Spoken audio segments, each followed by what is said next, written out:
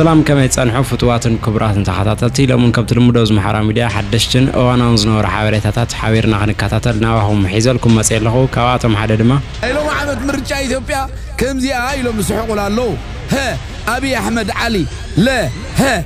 درعت ماكينه ناب اثيوبياتين تيد دي بس عن مكاين اديس ابااتين ناب ايرتراين كوفرا ايكونا نافانوين كتقع نسي كي يقفف ابغو مسزابن عن كريتني يحضر زلو جميرو جن مقاله ايربورت كيلا تغيرو له ايربورت ساعات نوصل حيز خنقواصب ግዴታና እዩ ኣብ ኤርትራን ኣብ ትግራይን ዝተከበረ ሓድሽ ስምምዕ ብዘመልክት ዝሐጉስ ዜና ተሰሚዑሎም ህወሓት ስጉምቲ ወሲዱ ማእከላይ ኮሚቴ ህወሓት ካብ 16 መጀመሩ ሃገር ክንመሰርትና ኣኽንወስን ኣለና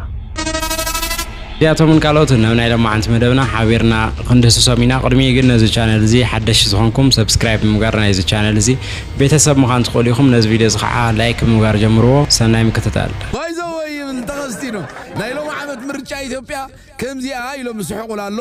ها ابي احمد علي لا ها هنلن ما كل منزي درعت ماكينه ناب اثيوبياتين تيد دي بس عن مكاين اديس ابااتين تبايلو بميدياتات بلصقنا خبرو خدسقني ناب ايرتراين كوفرا ايكونا نافانوين كتقع نو ناب تግራይን كخدا نو لاين كصرغا تبايلو انديو كتنتن قني انا حجي حنت حصار كزاربكم حجي حسم مبلو اتن مكاين ناي كوينات مكاين دو يمسلا زينسي امونغو تانكتاتن مدافعنا اتين انتين كونا زين ناي كتما درعات مكاينن قول عبشاشا مرجانا حزبكم قرن دي زنقطقطو زلو اب اثيوبيا مرجا تخايدو عشل ابيچو بسلسته غدل 100 ميتاوي تعويتو مستباله حزبنا ديرو صرغيا خوصن كلو مرغصن مچفلقن تبايلن كاب امارات تمطوا درعات مكاينن تبلكم من اسي كي يقفف ابغو مسزابن عن كريتني يحضر زلو الشمس بالصقنا يواغو انت حيزم ينكو واغو سراويتهم يبتنالو تزون يسلفن يلو مدفاف جميره ملو استغفف سراويت كواغ لهم يخلدو ابتا قوت غزي برت حزو ديو كركبس ويس نعوم يخوغ حزي كي يقفف ابغو مسزابن عن كريتني يحضر زلو من اسي لمنتاي زي يقسن وز حزبي كاب تي دي اف استملس كله طفيو زحممه زي كوينو الشعبيه حاوير زواغا يلن حفتو اديو امو حتى انه زي تعمصته نبرت زي توسد تግራوي علديو زوم بصتنا لب تزعدغو نعنا سلام هنا زولو ابو حبرنا نسمع يوم بصوره خبا سمو مسبلصقنا واغو تحيزم ينكو واغو ازي انغرن تحيزم كو واغو يمشي سراويتم يتنلو تهزبونا يسلفني الوملو مغفاش جميره ملو تغفف سراوت بايولوجيك كو واغا لهم يخلو افتاقوت غزي بروت حيزو دخركبس وينو عم يخوغ حزي كي يغففو غوبا يحضر زلو مستمن مسعنكر بيت مس زبي يحضر زلو منسي قال متى جاي يوصل وزه حزب زي ولا بزي وانت ترى بزه ختماورين تابت ديف استمر سب مولو ما نسيل لطفي زحمه متى زي كوين لاي شعبيا مش شعبيا حبيرم كواغا زغل تغراو يلو حفتو اديو امو حاتنو زي تعمصت تغراو يلو زعد نبرت زي توصل تغراو يلو دي سلازي انا تي اخبر زخل زوم بصتنا لب تزعدوا حشام لب تزعدوا صبي معنا سلام تزبنا سلامات امانديو انا سلامي فطاري مسجن يا فقار كيد نيره ابا هدي قني او كتم حزين يركب او كتم حزين كركل تلخو كن بطعمي انا ما خلاي كيد نيره بطعمي اسكح رحمتي مالتي ازم زغف زلو تقاللتي يكون ما ادري هادمتي ازم هادمت زيم سبنا غرف سبنا كالي وانجد يتولو سو يقتل له تقال لا يوقع انت قال لا بعلي يخيد تقال لا كعم بعلق من لسلوه كغفف تقينون تقال لا يغفلوا مدر هدمت مدر غزع تشكي منورغن عدنا سنسن يبلوالو ادو تግራይ تنبعلا ابو تግራይ ينبعلونا منግስት تግራይ تحليقاون ادو غبرنا ازيهم كو غدلوم حزونا هذا يزم لسلو فقادنا حمشه معت خير نيره ازي غباز غورو زلو عماخل سغلي سغح ناي كل مسلطنيا زلو ادو تግራይ تنبع زلاغن منግስት تግራይ انتهاليقا غبرلنا ازوم سبتا تبزعت تشكي منور خالي سوح زلو وقولوا نحنا ما ينفرحن نمسواتين فرحلن زوم هادمت لي اطمكن سو يساقوا له ادو تግራይ تنبعلا ابو تግራይ ينبعلو منግስት تግራይ ادو غبرلنا بلنا زوم زقف زلو مدر شغواطات ماسك غيرم كرنا يخالي قال جرم زقف زلوا زم هادمتي مجمرة يوتو نحنا عين قفف بعنا نوتنا بعنا خناتينا ما نم تقال لا يقول قفوا يخل تقال لا قفوا له مدرم اللي شاق ذا هادمتك ذا تشكي عنوره قفنا يقولوا من أنا حجي ناو هذا يأتلقه thank you مسل استقالن زي تقالن انه وين يو تግራይና የተጋደልት ያ ናይ ዝተሓውኽት ኮነ ይትኽልን ናይ መንነት እንዲቱ ክጋደልና ተገባው ዘይ ተጋደለ ዝኾነ ጎደሎ ነገር ኣለዎ ኣብ ትግራዋይነት ትጎድሎ ያ ንሕና ስርዓት ነው ጽለና ስለዚህ ዘይ ተጋደለ አይ ትግራዋይን አይ ምልከተን ይዝብለና ዘሎ ኣብታ መሰልውን አይ ትምልከተና ማለት እዩ ዝበሉ ዶክተር ደብረጽዮን ገብረ ሚካኤል ሓቢርና ንስማዕዮም ትግራይና የተጋደልት ናይ ዝተሓለ አይ ክትኮነ ይትኽል ዘይ ጋደለ ዝጎሎ ነገር ኣሎ ኢና ነገር صباح نحن سرعنا وصلنا هنا زقول له مسل قولوا له يكون دقيق مسل نايس تقادله زي تقادله لأنه ينيو كما يا تكتوس مسائنا نقبل زلنا زي مقدار مالك تقادلنا تخالي بيت سو كي سمع لنا يكون أفتح تقراوين نتوس تقول له أفتح تقراوين تقول له ما يمن الناس اللي توقع كم تقرأ كم هزب خلنا برنيز قارب زلنا ما يتقرأ وين يزلنا زل أي ملكتنا يزلنا زل مفهوم السلونة يتملكتهم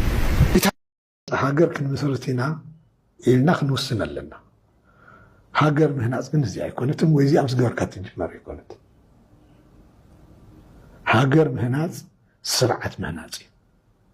كاف سرعة كلها سرعة محدرة عرسو زي ما حدر له سرعتي هاجر نهنز اوكي هاجر نهنز عين الزارو تخينون سرعه نهنز انتهي بعلنا ما حدروا منغس نيودي تقرا هذه دولت منغس هادي يدي خلنا دولت هذه اخي يزعل زلو فسام انجسي سراوي تقرا خبر سراوي تقرا يحل له خدي خلنا فسام انجسي كبر سراوي تقرا خاب سراوي كم حلاو تاع ماتيو كوكم زي عينت ناي سراوي دي بهمانا يزقبر مراد السبر كي تقادلنا على تقراي بسوشيال ميديا بتلفزيون قال سر كم قلم متكاس ما راح سراوي تقراي دي خلنا حزب سامانجس منقص تقراي يمرح له خذ لنا دولتين كم يجيروا مو إلكم تراني فيكم عبي زي سووا كاكم زي عن حاف هذا زخنا مرارحة إلكم بقى أي كأنن إغريتا تقراي كم زخم زي نجارة قلت يومنا أنيو كده ما حد ريك أنا تقراي سرعة تقراي والكل يكون حلو اللي كأنن تقراي زي هو سرعة زي بلو حق زي فلت مرار زي فلت كبر تقراي فلت كم زي قرار نازل له أرسال زي هو نمتاي تسألتني إني فقد كينيا قالت تسديدون بلز ولا له معراب تقراي كم يتأتو حزب زي حساب بتحدث تليل نحن أتول الناس بلون تليل نحن أتويد اللي بتو تلوه أبي حمد زفت سمزلون كنا أتي بلنا عن بك أويس نحق أسيلي ملاسيبل كسنا لخصم سكعز وصح مقالس كعز وصحته نايس حيلي كم زي زلو أنا بقليلو مالت أبكر بعوان كم نملسو رديت لني تسفايبوني منم ترى بالليل معراب تقرأ أبكر بعوان كم لسي قطر حدن منم كلمة زي بلو كاب كل قدموا زمات ريتاي دقه هالو وشتي هالو تقراواي معراب تقراي تلمتي أبزو من لسلوان تسالي صنح تفاتي صنح بزي قدس زخيلا كلها دقفو مريتنا خنا ملس العلاونتنا خنا خبر انت زي غيرو تعزب تطرح يترف كتكبر سلازخونه سلازي مريتنا مملاس ناي كلنا حتى سق إلنا نطفى ترجم زلوا يكون حدا من مارس نص سلازخونه سقيلنا ينطفل مريتنا ون ان عندرو لصلاه سقيلنا نرئ موتنا من قل طافي لك خمزو بعصون بخالين بسعلن زطفق صوملي صن حسب ترى صلاه مصيو ترى نفاس مصيو زودقنا ኢና ክንኮን ዳመን መናስ ከዓን ኸርስቕ እንተይልና ስለዚ ናይ መጀመርያ ሕቶይ ርእቶይ ንህዝቢ ትግራይ ደጋሃሉ ውሽጢሃሉ ምዕራብ ትግራይ ክነምልሲና ኢሉ ዝበገስ ኃይል እንተሃልዩ ኦፍ ኮርስ ክህሉ እዩ ኣሎ እዩ እውን መዓዝ ዝብል ግን ትዝምልከቶ እዩ ዝውስኖ መዓዝ ዝብል ተወሲኑ ድጋፍ ካይደሊ ህዝቢ ክትበሃል ከለኻ ምዕራብ ምምላስ ዘይድግፍ ትዕዝብቲ ጥራሕ ይኸድር ምክንያቱ ምዕራብ ይኹን ሰሜን ምዕራብ መሬትና ሓንቲ ኢንች ከምቱ ጌታቸው ብጥዕኑ እንዳሃለወ ዛረቦ ዝነበረ ሓንቲ ስኩዌር ኢንች መሬት ትግራይ ብፀላእ ተወሪራ ክትነብረ ይትኽእል እዚኣ ምምላስ ዘይተሳተፈ ክንዕዘቦ ኢና ጥራሕ ግን ኣይኮነን እዚኣ ሓንቲ ነጥበ እያ ከመይ ጌርካ ግን ኢናኡ ዝመፅእ ኩሉ ሰብ ሕጊ ስርዓት መስርሕ ሒዞም ፆምበር ኩሉ ሓደ ኮይኑ ይፍጠር ኩሉ ሓደ ክኾን እውን ኣይኽእልን ኣፈላላይ ኣለና ስለዚ ኣፈላላይና ናብ ሓደ ክመፅእ ክነፅብብ ኣፈላላይና ብፍላይ ኣብተን ሓደ ዝገብራና ከምኡ ክነፅብብ እንታይ ይገበር ዝብል እዩ ዋና ከትኩረሉ ዝደለና ሰራዊት ኢትዮጵያ ተኹሲ ከፊቱ ብቆቦ ከባቢ ዘሎ ሰራዊት እዩ ሕልፍ ኢልና ኣይምን ቅድም ኢልና ኣብ ናይ ትማሊ መስለኒ ሓራ መሬት ኣለና ዝብሉ ኣቲኹም ዓድኹም ተዘይወጋእኹም ኣቲኹም ምስ ህዝብኹም ተዘይገጠምኩም ዝብል ድፊት ተገይርሎም መፂኦም ተኹሲ ከም ዝኸፈቱ ዝተወሰነ ሰብ እውን ከም ዝገበሩ ተረዲእና ነንባዕልና ዋላ እንተኾነ እቶም ዝሞቱ እውን ናይ ባዕልና ዋላ እንተኾኑ ፅባሕ ንግሆ ትግራይ ዋሕስ ክኾንዋ ዝኽእሉ ዝነበሩ መናእሰይ ዋላ እንተኾኑ ከምኡ ገይሮም እዮም ትማሊ ግን እቲ ተኹሲ ብደቡብ ትግራይ ኣብ ዝተወሰኑ ከባብታት ተገይሩ እዩ ንኻኣቱ ዲ ናይ ብሓቂ ደልዩ ነይሩ ኣይፈልጥን ምስኡ ዝተተሓዘ ከምዚ ይገብሩ ኣለዎ ብደቡብ ትግራይ ዝብል እውን ኣሎ ይዕፉን እዮም ዘለው ከፊእዎ እዩ ዘሎ እቲ ህዝቢ ገለመለ ዝብል ዜናታት እውን ኣውፅኦም እዮም ተኹሲ ከፊቶም ጥራሕ ግን ኣይኮነን ከፊቶም ምኮራታት ምስ ገበሩ መኪኖም ህጊሮም እዮም ከይዶም ሓቂ ንምዝራብ ዘይተርፍ እዩ ንሱ ድሕሪ ኣትዮም ከምኡ ዓይነት ምኮራታት እንተገይሮም መኪና ኣይኮነን ካሊእ ነገር እውን ክህግሩ ይኽእሉ እዮም ግን ሰላም ደይሓይሽን ዝብል ሕዚ እውን እንተኾነ ናይ ህዝቢ ትግራይ ፃውዒት ምዃኑ በዚ ኣጋጣሚ ካቕምጥ እሞ ኣብዚ ዘለካ መረዳእታን ሓሳብን ክተቕምጥ ተዓድል ክበካ እታ ሊንክ ንካልኦት እውን ከቕምጠሎም እየ ኣትዮም ሓሳባቶም ክገልፁ ክእሉ እዮም ካብ ደቡብ ትግራይ ዝከታተሉና እንተሃልዮም ኣብዚዩ ላይቭ እንዳሃለና በታ ነቕምጣ ሊንክ ክትኣትውን ዘሎ እቲ ኩነታት ከመይ እዩ ነይሩ ዝብል ዋላ ካብ ቆቦ እውን ኣብ ካሊእ ከባቢ ኮንኩም እትፈልጥዎ ዝሓበሬታ እዚ ሙሉእ ዘለኩም እውን ኣቲኹም ሓሳብኩም ክትገልፁ ትኽእሉ ኢኹም ይቅፅል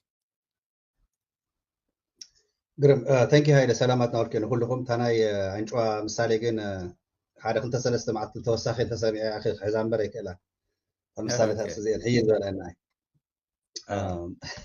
ግን ሓሪፍ እያ ኦኬ እወቲ እቲ ኩነታት በቲ ዝበልካዮ እቶም ተጋሩ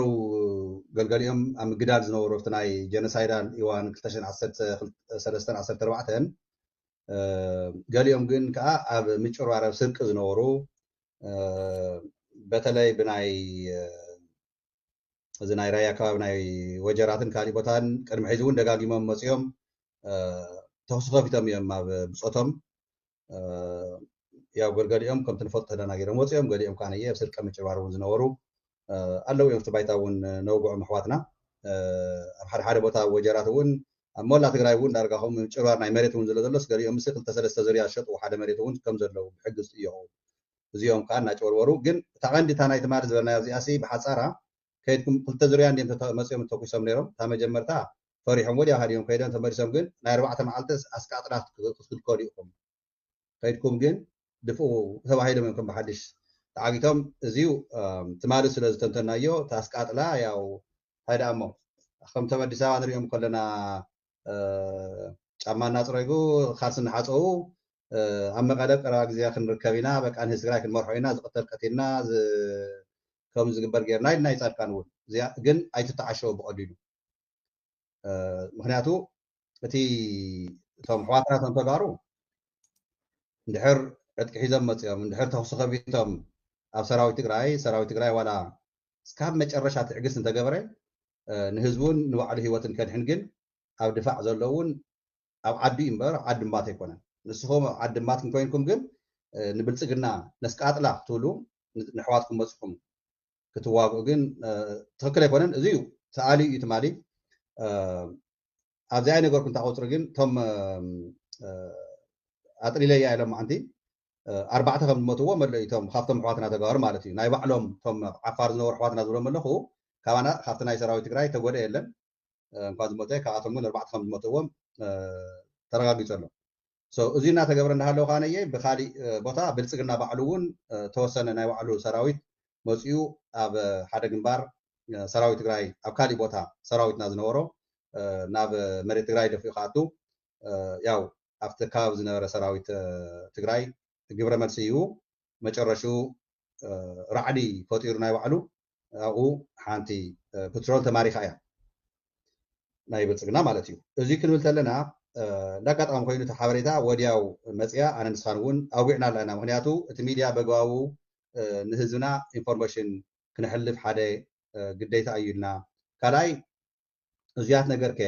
ትዝርዝሩን ከመይ ከም ዝኾነን ኣበይ ኣየን ግንባር ገለታት እውን ኣየድልየናን ግን እቲ ማሕበራዊ ሚድያ እንታይ ይኸውን ኣሎ ንኣብነት ኣነ ንስኻን ካብዚኣ ናይ ትማሊ ዝነበረት ሚድያ ምስ ተፈላለዩና እታ ኢንፎርሜሽን መፅያ ትንግን ንሓዘዝቱ ኢለኒ ሓደ ክልተ ዝኾኑ እኳንስ መልሲ ፅሒፎሎም ሱቕ ንበል ኢለ ምስ ተሳእኹ ንግሆሎም መዓንቲ ግን ከምቲ ትሪኦ ዘለካ ብፌስቡክ በተለይ ሰበር እናበሉ ኣውፅኦሞ ብሓደ ሓደ ዩቱበራት ንእሽተይ ዩቱበራት እውን ኣውፅኦሞ እቲ ፌስቡክ እውን ተዘርጊሑ መጨረሹ እዚ እንድሕር ኮነ ኢልና ካብኡ እቶም ሓደ ሓደ ዩቱበራት እውን ንእሽተይ ተፈላጢ ዘለዎም እውን ምዝርጋሕ ስለ ዝጀመርዎ እቲ ለማዓተ ዓንተ እውን ኣነስኻ ዘውባዕናየ ንስኻ እውን ሓበሬታ መፅእኳ ፀኒሑ ኣነ እውን ግን ተጠንቂቕናሲ ይሕለፍዶ ንሕለፎ ዶ ሰይንሕለፎ ብሓፂሩ እንታይ ኢና ንብል ዘለና ይመስለኩም ፀላእትና ብልፅግና ብናይ ፃድቃን ዝበለና እቲ ናይ ቆቦ ቦታ ዝኒሄ በቲ ናይ ትማሊ ዝገለፅናዮ ብካሊእ ግንባር ከነርዕሎ ዘይደልዮ ኣነ ዝኒሄ ታው ዘላ ናትና ኣርሚ እውን እዚያት ምትኩታኽ ጀሚርዎ ኣሎ ባዕሉ ሂዚ ተኽሲ ኣብ ትግራይ ብልፅግና ብዕላዊ ብናይ ልኡኻት ናይ ተጋሩን ብናይ ባዕሉ ሰራዊትን ደጋጊሙ ይምክሮ ኣሎ ፅባሕ ንጎ ትግራይ እያ ሕወሓት እያ ተኽሲ ከፊታትለይ ኢሉ ክእዊ ንዓለም ህዝቢ ትግራይ ግን ሒዚ ዝተፈላለዩ ቋንቋ ናይ ዓለም ንፈልጦ ንህዝቢ ዓለምን ነቲ ብሄረ ብሄረ ኢትዮጵያ ዘሎ ህዝብን ክነፍልጦን ንሕና እውን ክንዳረን ክንክእል ኣለና ምክንያቱ እዚኡ እቲ ሓደጋ ፕሮፓጋንዳ ኣብ ፕሮፓጋንዳ ውድቀት ስለ ዘለና ንሕና ጠንኪርና ሒዚ እዚኡ ክንሰርሐሉ ስለ ዝግበአና የቲ ናይ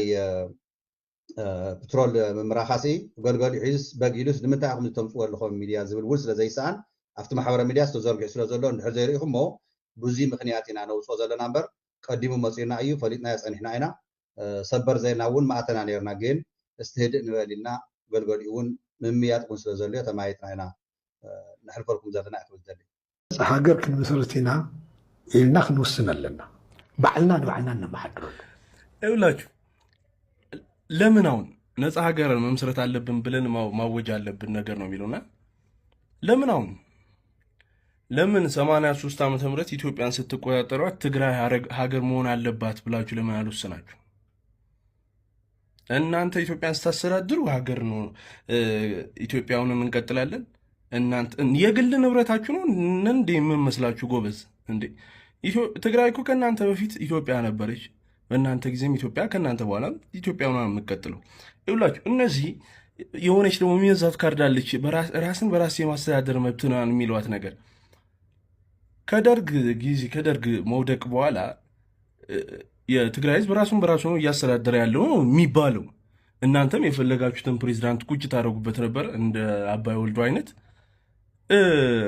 ባውኑም ሙሉ ነጋ ነበረ ቆይ ግን ሙሉ ነጋ ትግራይ አይደለም ብላችሁ ነው የምታስቡት ከሙሉ ነጋ በኋላ አብርሃም በላይ ነበር የሆነው ጊዜው አብርሃም በላይ ትግራይ አይደለም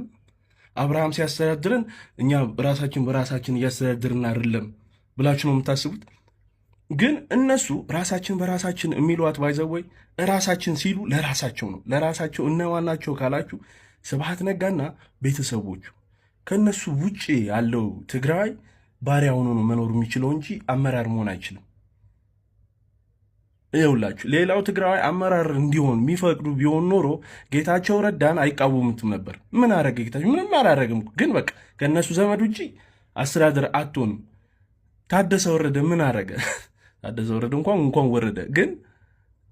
ታደሰ ወረደም ዘመዳቸው ስላልሆነ መምራት አይችልም እነሱ ብቻ ናቸው መምራት የሚችሉት